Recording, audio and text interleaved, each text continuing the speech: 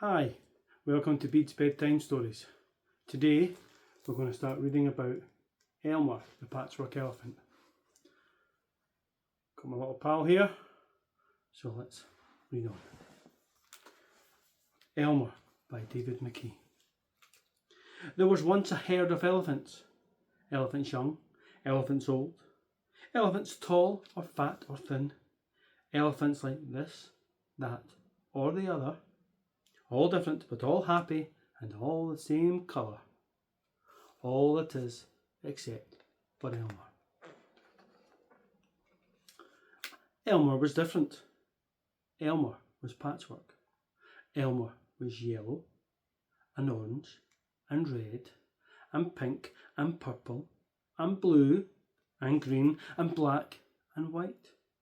Elmer was not elephant colour. It was Elmer who kept the elephants happy. Sometimes he joked with the other elephants, and sometimes they joked with him. But if there was even a little smile, it was usually Elmer who started it. One night, Elmer couldn't sleep for thinking, and the think that he was thinking was that he was tired of being different. Who ever heard of a patchwork elephant, he thought. No wonder they laugh at me. In the morning, before the others were really awake, Elmer slipped quietly away, unnoticed. As he walked through the jungle, Elmer met other animals. They always said, "Good morning, Elmer." And each time, Elmer smiled and said, "Good morning." After a long walk, Elmer found what he was looking for. A large bush. A large bush covered with berries. A large bush covered with elephant-coloured berries. Elmer caught hold of the bush and shook it so the berries fell on the ground. Once the ground was covered in berries, Elmer lay down and rolled over and over, this way and that way and back again.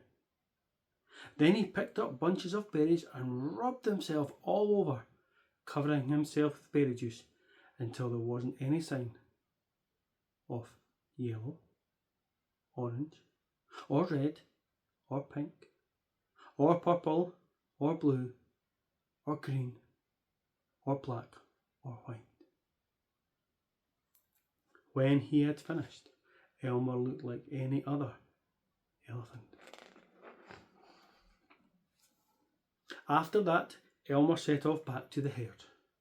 On the way, he passed the other animals again. This time, each one said to him, "Good morning, elephant." And each time, Elmer smiled and said, "Good morning," pleased that he wasn't recognised.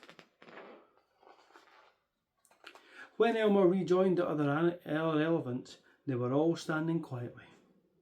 None of them noticed Elmer as he worked his way to the middle of the herd.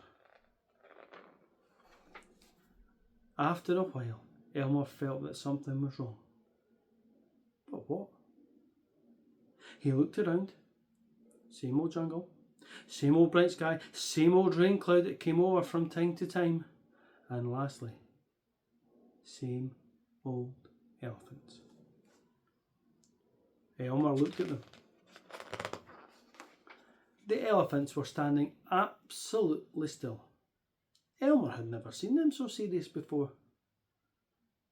The more he looked at the serious, silent, still standing elephants, the more he wanted to laugh.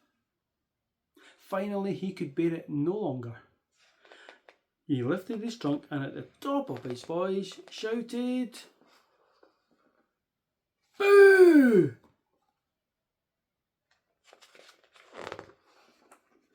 Well, the elephants jumped and fell always in surprise. Oh my gosh and golly," they said, and then saw Elmer helpless with laughter.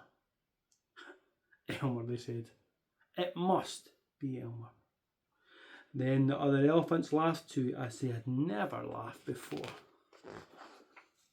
As they laughed, the rain cloud burst, and when the rain fell on Elmer, his patchwork started to show again. The elephant still laughed as Elmer washed back to normal.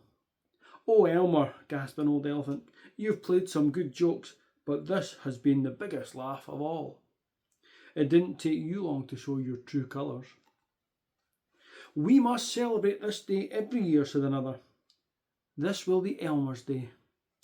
All elephants must decorate themselves, and Elmer will decorate himself elephant colour." And you know what? That's exactly what the elephants do. On one day a year, they decorate themselves in parade. On that day, if you happen to see an elephant, ordinary elephant colour, you will know it must be Elmer. And that is the elephants, all in their different colours. So that is the story of Elmer. As always, thank you for watching, thank you for listening, and we'll say bye-bye to little Elmer